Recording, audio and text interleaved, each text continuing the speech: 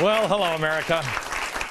This is the last audience that will join us, because tomorrow it's just you and me. And tomorrow is our last episode on the Fox News Channel. You don't want to miss it. I have a lot to share with you.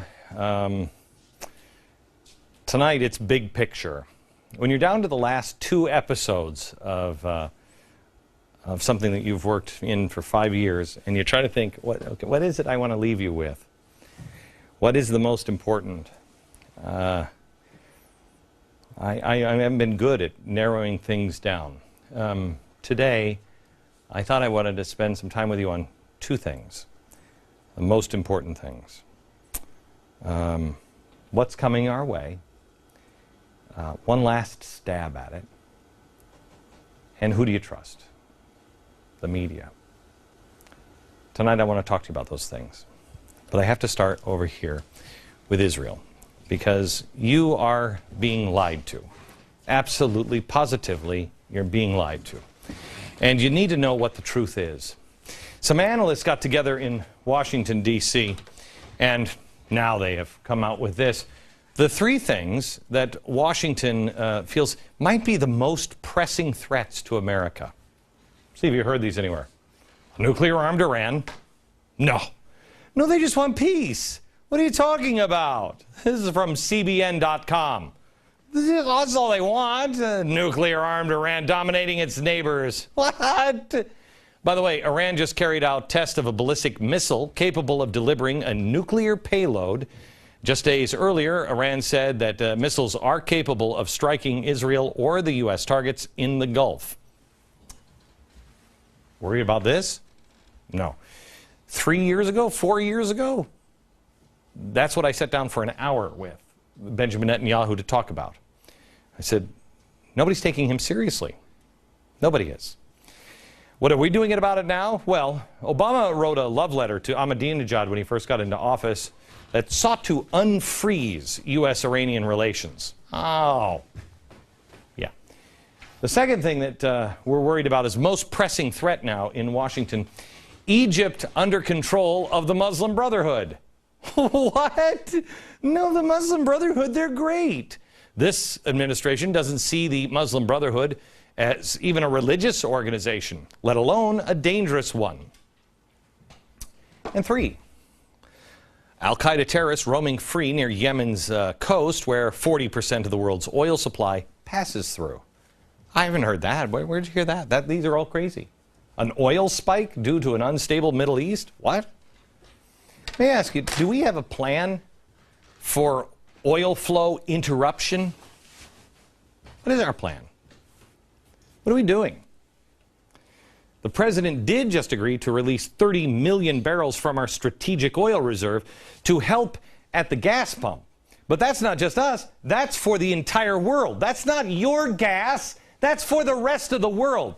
We put up 30 million barrels. The rest of the world put up 30 million barrels. So we can relieve the tension around the entire globe. Look, this is not difficult to figure out.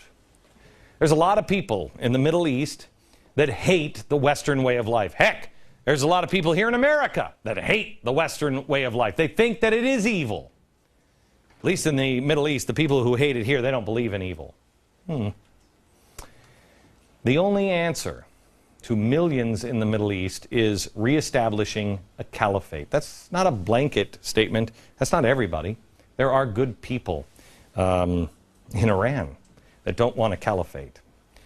But those with power do. These elitist dopes in the media can laugh all they want because they think a caliphate is, I don't know, some sort of fancy hors d'oeuvre. I've never had a caliphate before. Does it have fish eggs on it? Now I like it, huh? They don't get it.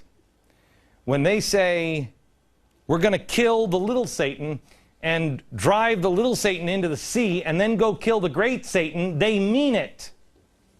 You'd think we'd learn by now, but we haven't.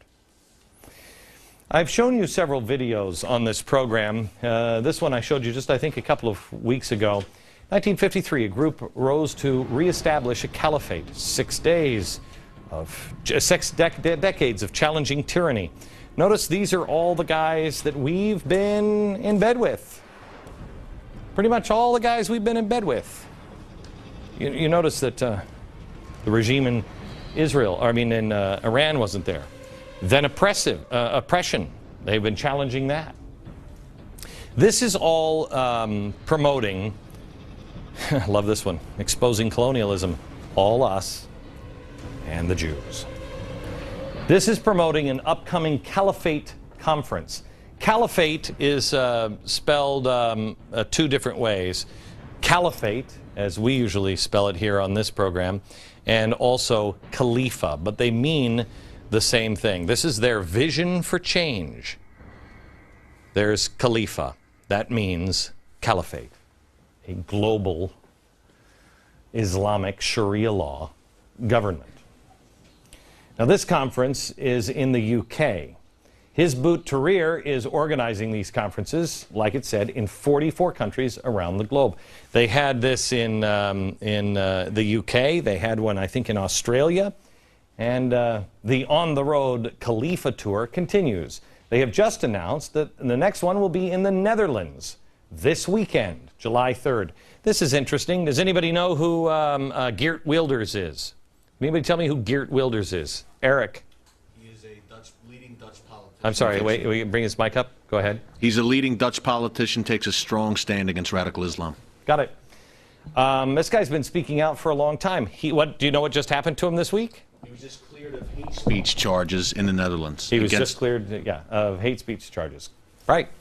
So now they announced this. It's not like there's any kind of problems going on that they might want to take advantage of. This is July 3rd, this weekend. You got questions about Islamic unity, the establishment of a caliphate, want the destruction of capitalism, the Western way of life? Well, then this is for you. But wait, there's more. They have a promo video explaining where we are, they believe, in history. They believe that we are on the verge of the next great Khalifa or caliphate from Allah. If you look and read the message in this, go ahead and play this message here. You see this message. It is narrated that the messenger of Allah has said,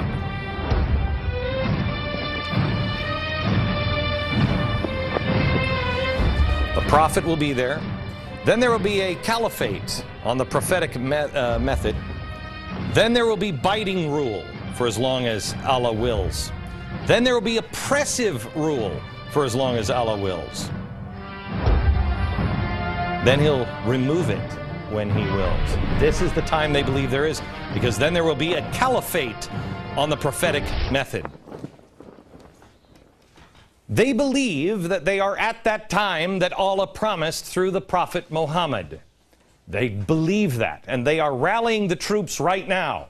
It is an easy message to sell to people when the United States looks dazed, when Israel is under attack by the whole world. You pull the linchpin out of Israel and the entire West falls. You don't believe me? Well, hell, they didn't believe me when I said you pull out Egypt and it will set the entire Middle East on fire. Is that happening? Yes or no? Yes or no? Yes is the answer. The Middle East is on fire. Now, would you like to believe the clowns in Washington and the clowns on television who told you that I was wrong that time? Or how about the time when I was talking about buying gold at $700 an ounce? It's now $1,500 an ounce. When will your neighbors decide to stop listening to the people who are steering them wrong every single time? There are people that want to kill you and your way of life. You destabilize the West and shut it down the minute you shut down Israel. They are trying to keep the fires of the Arab Spring raging, and it's easy to do because we look like we're staggering. And it's not to get democracy as the media elites grab their pipe and believe, yes, it's going to be democracy, it's freedom, yes. No, they want a caliphate, the end of the Western way of life, period.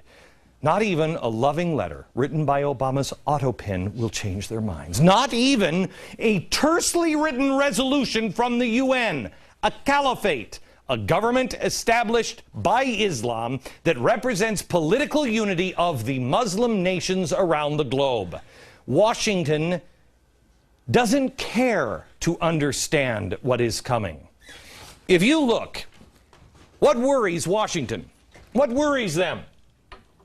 Jobs and stimulus packages, the debt and spending programs, oil and green programs, getting reelected, but that's low on their list. Middle East and Israel. I contend that they don't care about jobs. They care about the stimulus going to their friends. They don't care about the debt or they would have done something. They care about spending programs that help them get reelected. They hate oil because they've got spending programs that will go to their friends.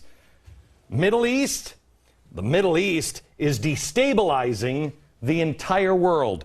If they care about Israel, it's about getting them reelected.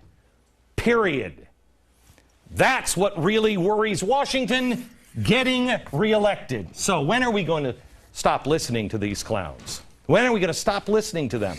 Because I remember on this program I told you about this. Radicals, Islamists, communists, and socialists. They are missing the boat. There are revolutionaries all around the world who see the giants of the world staggering. They see an opportunity for the first time in all of mankind's history to change the world. Not one country, not one area, the entire world overnight. Washington has other plans. Getting reelected. These guys have other plans. Changing the world for a caliphate or for communism. I have other plans. The last straw for me, now I shouldn't say this. The thing that cemented it for me. Do you know why does anybody know why I put this up on the board? I've said this before. Anybody know why I wrote this on the board to make sure it was in the studio every day? Anybody know why? I did this on January, Tiffany, do you remember? January 30th of this year? Right around there, I said Tunisia will fall, and it will cause Libya and Egypt and the entire Middle East to be set on fire. I said, this is our Archduke Ferdinand moment. Historians will look back 50 years and say, this was the beginning. Because I understood this. How did I understand this? I put this on here because everybody in America made fun of me. Every single pundit from the left and the right, everyone said, he's a laughingstock. He's a fearmonger. He doesn't know what he's talking about. And I said to my staff, put it on the board. I'll fall on my sword on this one. I want everybody in America to know who said this and when I said it. And I did it not for my glorification, because I could have been wrong. But because if I was right, maybe somebody would open up another door and say, what else was he right on? What else does he think might come? Because this was way out on a limb. All of these things are happening. Now, how did I know?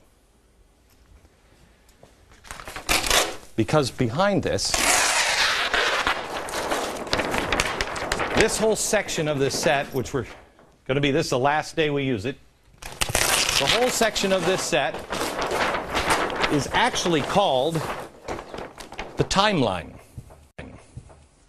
I had this built for this show, and we haven't used it since this started happening in the Middle East. We covered it.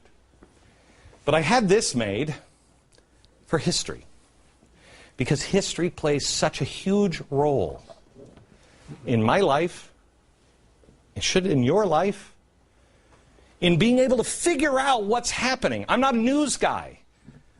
I'm just like you. I'm a concerned parent that wants to figure out what is happening.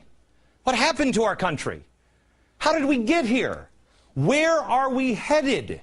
The only way that can happen is if you know history. So how did I know what was coming? I know history. History is behind everything. If you know history, you can reasonably predict the future.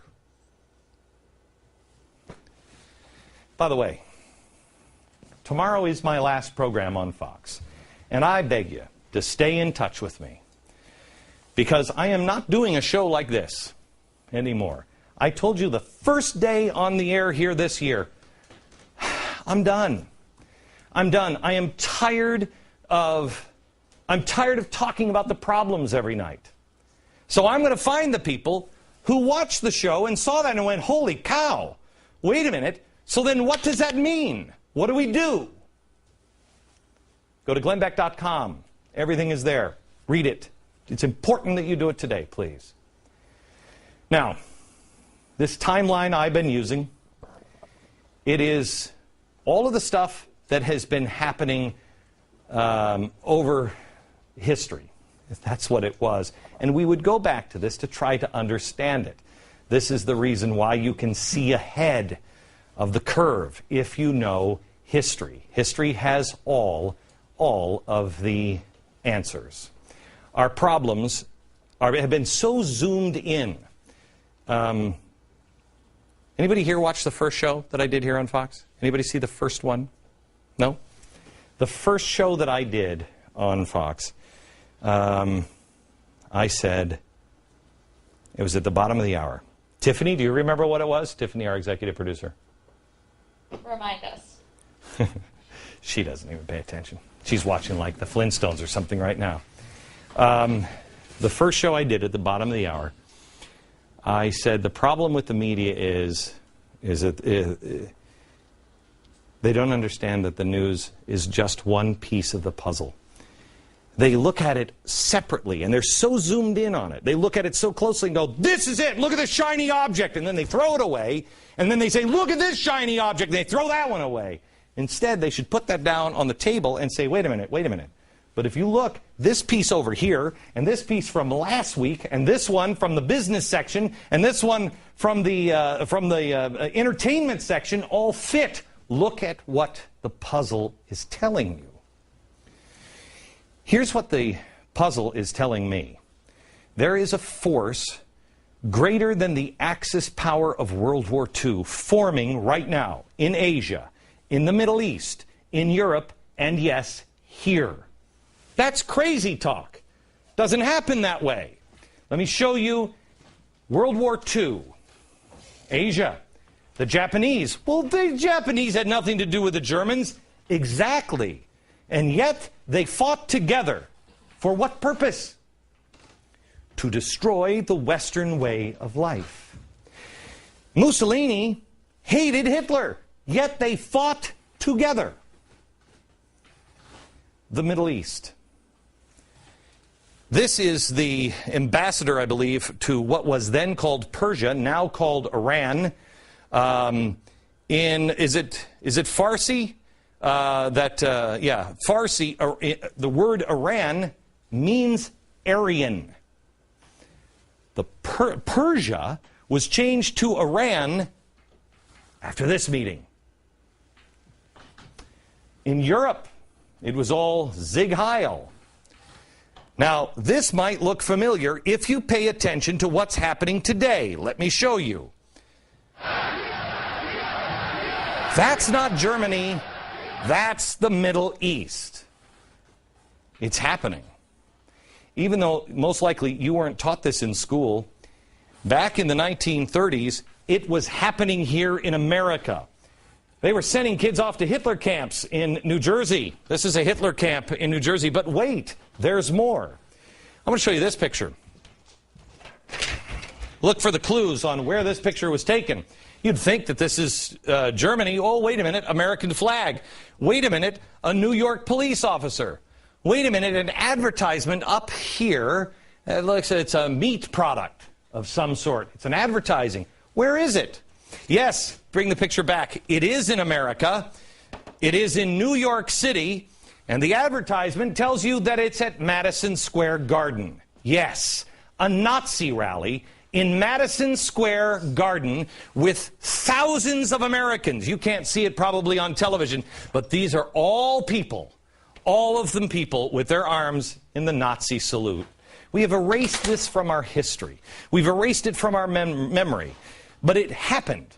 And once you know that it happened, you'll avoid that it'll never happen in America false sense of security, because you know it has happened before, it can happen again, and it is. Only this time around, they're smarter. They're not just having conferences.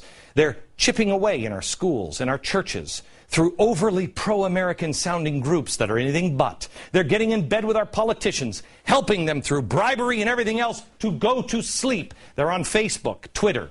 You may not know them because they've taken the things that you believe and twisted them. Yeah, you want to help the poor? Well, who doesn't agree with that? In fact, Islam and socialism. The Quranic concept of social justice. What? All you need is a structure in place. Oh, and you need one other thing. Control. Easy to get control. I'll show you next how.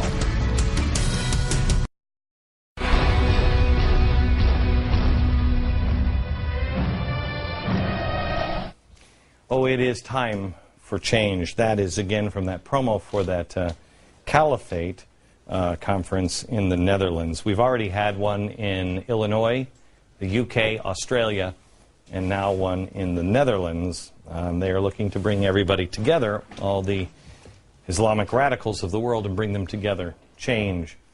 This is actually the Quranic concept of social justice. The highlights and hazards and risks of capitalism. This is actually by Mohammed Hussein, and it was printed originally in 1947, talking about social justice. That's why the radicals can work together, because they speak the same language. It's all about stopping the oppressors. Have you ever read anything about President Obama's family or his friends? They all believe that it is about colonialism and stopping the oppression. That's why he feels the way he does about the borders here in our own country. We're the oppressors. That's why he's so excited about social justice. The same thing is being used in the Islamic world. Change is about to hit the world. But this time around, the world will change in an instant. First time in human history. The latest attempt to protect us could be the most dangerous thing that has been done yet. And I think a lot of dangerous things have been done. And that is restricting gun ownership here in America. Progressives have figured out the naming thing. They know you can't come out and say it. You need a device. Mayor Bloomberg is one of the most anti-gun rights mayors possibly in the country, and that's saying something. He has pushed more gun regulations in ads by arguing that terrorists are getting guns too easily. Look at the latest effort by Bloomberg. Here we go. The latest al-Qaeda plot instructs terrorists on how to buy guns in America.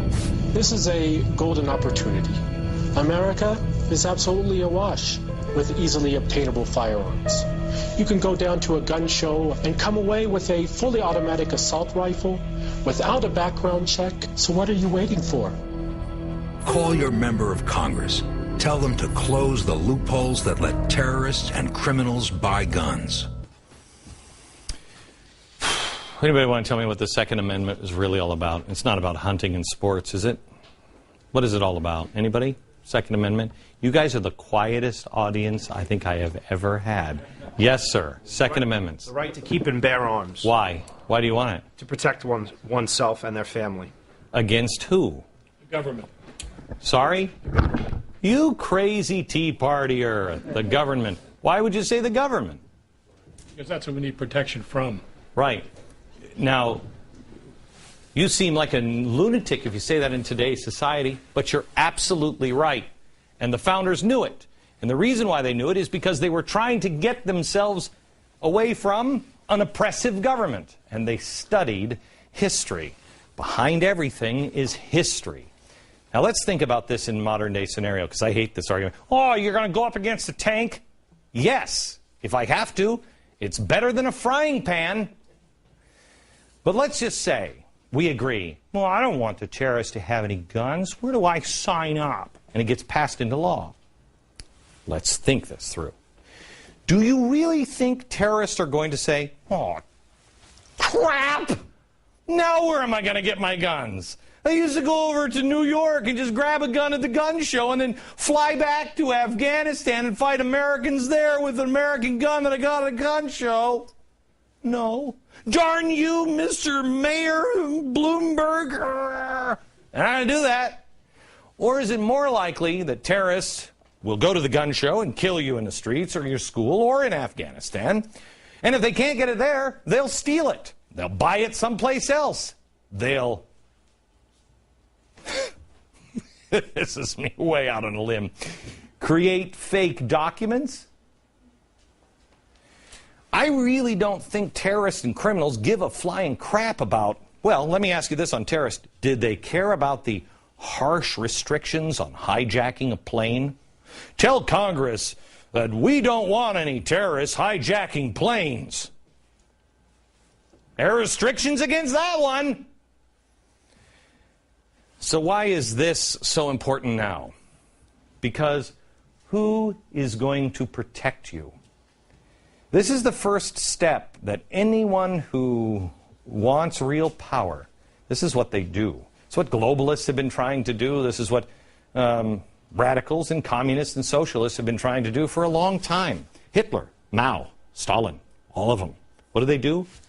Take away your right to bear arms. Why?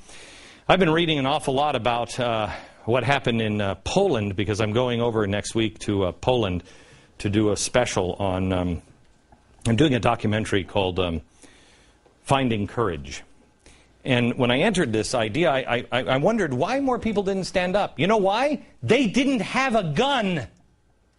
They had nothing to stop or fight the Germans. They had nothing. That's why you have the right to bear arms. Police, unless they're on every single street corner, cannot stop crime. That's assuming that every policeman is not corrupt. But even then they can't stop crime because they can't stop the things that they're not. They'll have to be in your house. All police can do is try to figure out what happened here. When the system is overwhelmed, and I mean the system on the entire planet, somebody had better be prepared to protect themselves, their families, their neighborhoods, and the freedom of all mankind. Never let them take your Second Amendment right, ever. It is a lie to think that you will be more protected without it. Our leaders don't get it.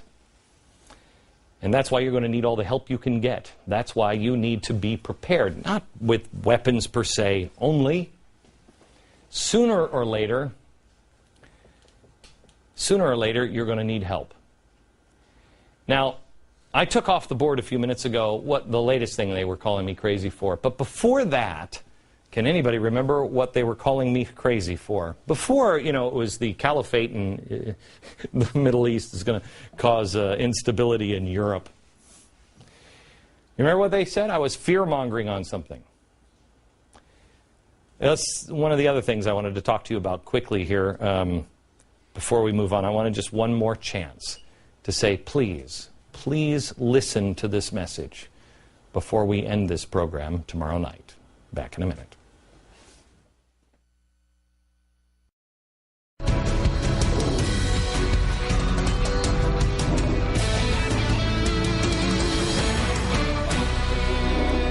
The world-famous author, Robert Kiyosaki, he sold only 26 million books. He wrote a book that I think everybody either has read or should read. It's called Rich Dad, Poor Dad.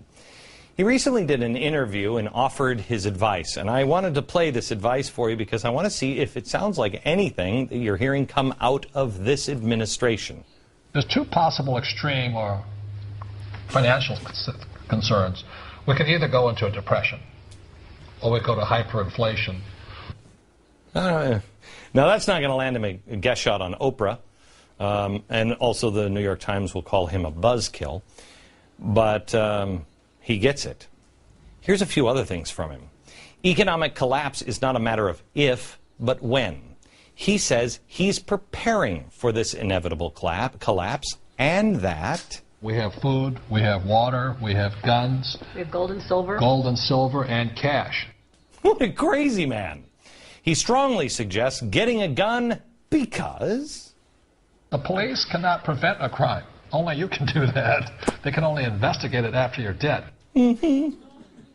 Well, noting that the supermarkets also have less than 3 days' supply. That's why he said food was so important. But he says it's more prudent to have a better safe than sorry mentality. If I'm prepared for the worst, there's a good chance it won't happen. He's prepared. He said he's also willing to be a lifeboat for others who didn't prepare. So come to my house, and I'm armed and dangerous, and I'll welcome you. Come to my house. I'm armed and dangerous, but I will welcome you. That's all this program has tried to do in the last 2 years, while staying in the parameters of what the media understands, which is maddening.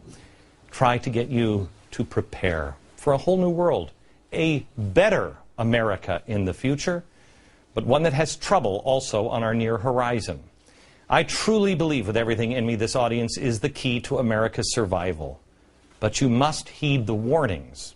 You must not trust me or anyone else. You must do your own homework and educate yourself, not on the problems, but on the solutions. And you must be willing to think out of the box. It's a scary place, but I tell you, once you start doing it, it's scarier to be in the dark. My wife and I talk about this all the time. We'll lay in bed once in a while, and I'll tell her, this is really bad news. And then she'll sit up and rock herself to sleep for a while. And we'll talk, and I'll say, would you rather have not known? No, because then we're surprised and we're in trouble. We are the people our founders predicted would come at the time that Muhammad and Isaiah predicted would come. The only question remains is, will you hear the warning? Will you heed the advice? Will you be the people that our founders said would come, and will you do what they said we would do and save man's freedom, one person at a time?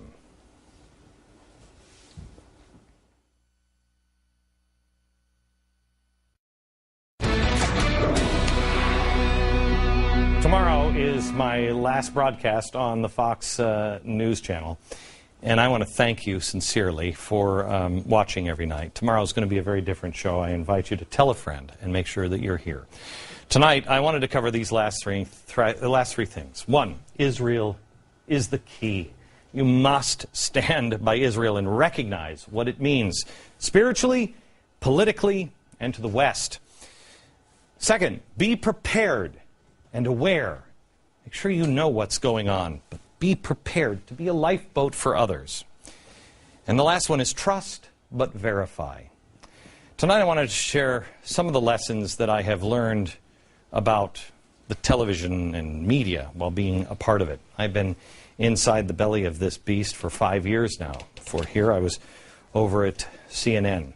And while I tell you, there are a lot of decent people in this business, the fact is, most, if you look at the whole landscape of the media in newspapers and all of it, most, I believe, are dead inside. This isn't something that I believed 2 years ago. It is now. And to be charitable, I think most media people got in thinking that they would change the world. They were idealistic, but along the way, they got bitter, ugly, and actually grew dead inside because they were convinced that they couldn't change the world. They lost their way because they had to come up through the ranks, and they saw focus groups and everything else. I didn't have that problem. That's what made me unique. As far as TV goes, I just appeared. I didn't know anything about... I knew my first live television show was on this network 2 years ago. It was the parade. Remember, it was my second... Remember that, Harry? It was my second day on the air, and I went, I've never done a live show. Okay, here we go. Could be dicey. I came up through the entrepreneurial spirit of talk radio, where the person on the air is who they are. They can't fake it for 3 hours every day. You hear through it. I was the creation I wanted to be. I didn't have to go through local news and then have to send out tapes and move to a bigger market and have this person program me and this person program me and this person filter me and then put me through a census, a focus group. I never did. I've been who I am every day. Now, there are a few people, like Bill O'Reilly, who, I mean this sincerely, has been my best friend in media, a man I trust, and I believe you should as well. He is a good, decent man. He's very fortunate. He came through the ranks, but he is such a strong personality. You're not going to tell Bill what to do. You're just not. He'll do what he believes is right. Most people don't ever get to that place because they lose themselves, and the only way you get to that place is if you know exactly who you are. I believed when I got into television I could make a difference. I hope in some small way I have.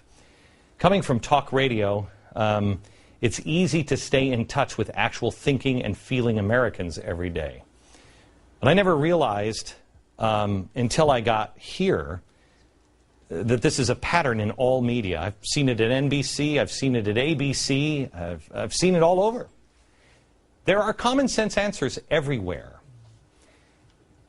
But just like the politicians, media execs don't listen to the common sense answers. The people who have the common sense answers are standing here behind the cameras. Can you please pick them up on 6? These guys. Jack is our sound guy. Jack, I said to you day number 1. What did you think of that? Right? I said that to the whole crew. Harry, I remember you. You're a damn near expert on the Middle East. You correct my spelling on Khalifa all the time. You learned everything from me, right? These guys, they're a captive audience. They're regular people who basically come in and punch a time clock every day. They're literally forced to watch this show every day. We pay them to do it, and we never ask their opinion? It's crazy. I did. I have. I had no idea in this position that that's not done. It should be. The media has lost its way because it doesn't recognize the value of the average citizen anymore. The people who are riding the subways. That's why they regulate the internet, quite honestly, because they are terrified that you will figure it out and tell the truth. Washington doesn't even recognize the truth. Rather than searching for truth and answers, the vast majority of media today is just out to fulfill an agenda, whether they even know it or not. The media's heyday came when they were responsible directly to you. The problem is that their only responsibility now is to these giant corporations that see the world many times in a different way, not a bad way per se, just because they're a giant corporation. But they see it in a different way than I think you do. I tell the audience every time they come in that you may like to watch television, just like I like to eat sausage, but you never really want to see it made. You don't. It's really bad. Everything's dumped in, and when it comes out in its little casings, it looks a lot different. You're like, is that a piece of a shoe? That's not good. Do you know why the Fox personalities wear flag pins, or why so much of Fox is red, white, and blue? I believe it's because CNN, and I know this because I worked over there, decided to embrace their global international self. They're not Americans. They're above it. They're members of the globe. They're objective observers from the international community. Bull crap. This is the country that gave you that opportunity. So it's not about you or about the way you view things. It's about one group of people that see things as internationalists, and you're just somebody who can access their product. You're just another market to them. Now, Fox is also a global corporation, but they decided from the beginning of this network, it's about America. That's what it is. Fox is not neutral on that. That's why they appeal to you. Today, I got into the elevator today, and it has those little TVs that, we all watch so we don't have to look at each other, I guess. And when I saw the Apple earnings in China for the first quarter, matching all of last year, I think actually, wasn't it quadrupling? It was some ridiculous stat. I thought to myself, America, kiss Apple goodbye. You're a dwindling market. China is growing. Nobody wants American market anymore. You're a secondary market, and that is the problem. You want it, your town, your local media, but the elites, Washington, the media, have decided that the globe is more important. They have already made the change. I told you a long time ago there would be a time that they would try to push you bigger. They would say, this doesn't work, let's go global. We are quickly approaching that time. And what you have is a media that only cares about ratings and sponsors and corporate shareholders, and everything they do is for those things. Don't get me wrong, I'm a capitalist. You must do some of those things. Why do you think I threatened to chainsaw a bunny rabbit? I'm not a stupid guy. There's nothing wrong with profit. There's nothing wrong with ratings. But it has to be balanced in a bigger picture. In the addition to the motivation of making a living, I also believe that it is equally important that there still must be a guiding principle or a set of values and principle. 912 Project, ring a bell? Things that you will not violate for profit or anything else, even your own life. What is the right thing to do? We used to agree on those things. Sadly, it isn't the case anymore. And it's not just the media. I'll show you how it came about next.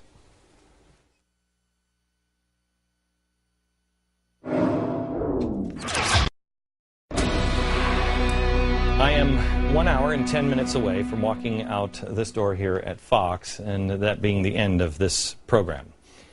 And I am excited about the future. But I want to share with you, another hour and 10 minutes, things that I have learned. I've been talking about the lack of honesty and integrity in the media, and that you are no longer able to trust blankets of the media. They are no longer accountable to you. And again, this is a blanket statement and not universally true. I believe this country would be vastly different if it wasn't for Fox. But they are generally, media is only beholden to global corporations and shareholders and, in some cases, ideologues. Now, how did this happen? How do we no longer have a watchdog for Washington? Well, believe it or not, Washington and the media merged. They merged into one, and it was by design. Government and media melded together. The perfect example was NBC the last few years, owned by General Electric, whose CEO sits on the President's Economic Advisory Council, and who turned over NBC's programming to global warming every year for a week, either to fit the agenda of the President or its corporation, General Electric. ABC did what was essentially a primetime infomercial for Obamacare during the most heated period of that debate. Now, how did this happen? Well, I bring you to something that most likely most people in this audience didn't know anything about 2 years ago. Progressivism and Woodrow Wilson. It was the progressives in the 1920s with two advisors from the Wilson administration that started something called the Council of Foreign Relations.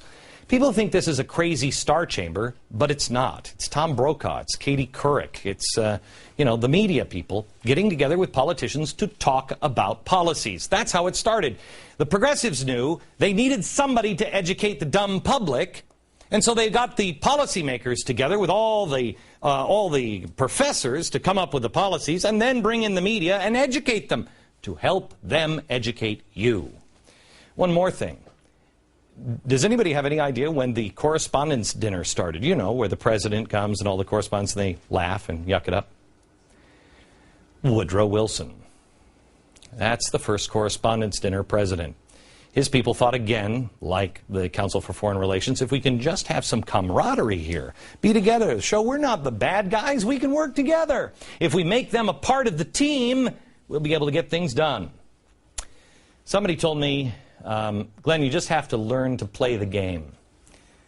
I said, no, thank you. I've seen it from the inside now over a 5-year period. No, thanks. I'm charting my own course.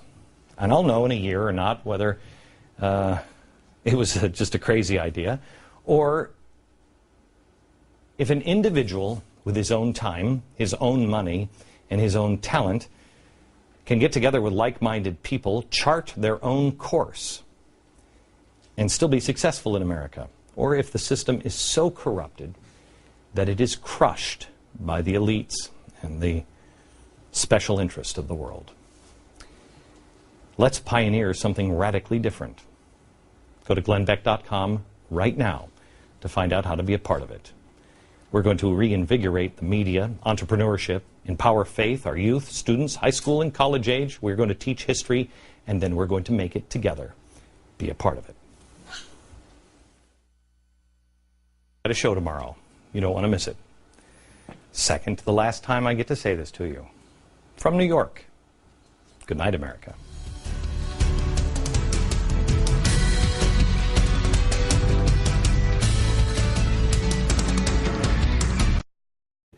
Just days earlier, Iran said that missiles are capable of striking Israel or the U.S. targets in the Gulf.